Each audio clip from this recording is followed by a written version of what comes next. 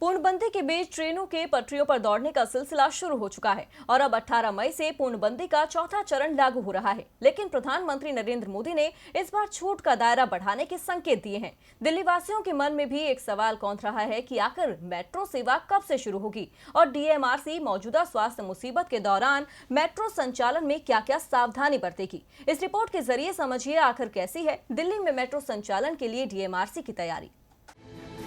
पूर्णबंदी शुरू होने के बाद से ही दिल्ली की लाइफलाइन कही जाने वाली मेट्रो के पहिए थमे हुए हैं।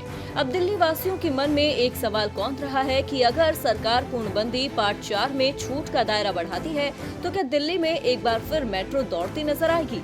दरअसल आसार कुछ ऐसे ही नजर आ रहे हैं। मेट्रो संचालन के लिए डीएमआरसी तैयार नजर आ रही है, बस आदेश मिलने का इंतजार बाकी है। डीएमआरसी ने 264 metro station, 2200 coach, 1100 lift, escalator और 1000 लिफ्ट की सफाई और मेंटेनेंस का काम शुरू कर दिया है।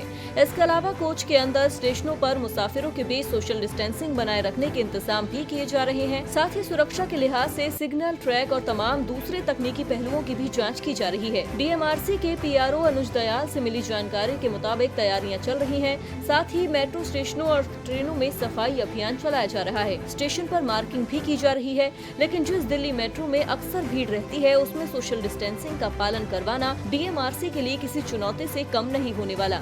लिहाजा अगर मेट्रो सेवा शुरू होती है तो यात्रा के लिए कुछ शर्तें जरूर रखी जाएंगी, जैसे 2 यात्रियों के बीच 1 सीट की दूरी रहेगी, कतार में यात्रियों के बीच कम से कम 1 मीटर की दूरी रहेगी, प्लेटफॉर्म पर सीमित यात्रियों को ही प्रवेश की अनुमति मिल सकती है, हर यात्री को मास्क पहनना होगा, एंट्री से पहले सैनिटाइजर से हाथ साफ करने की सुविधा होगी, थर्मल स्क्रीनिंग से यात्रियों के टेम्परेचर की जाँच होगी, संदिग्ध लोगों को सफर की अनुमति नहीं होगी, फोन में आरोग्य सेतु ऐप डाउनलोड करना अनिवार्य होगा।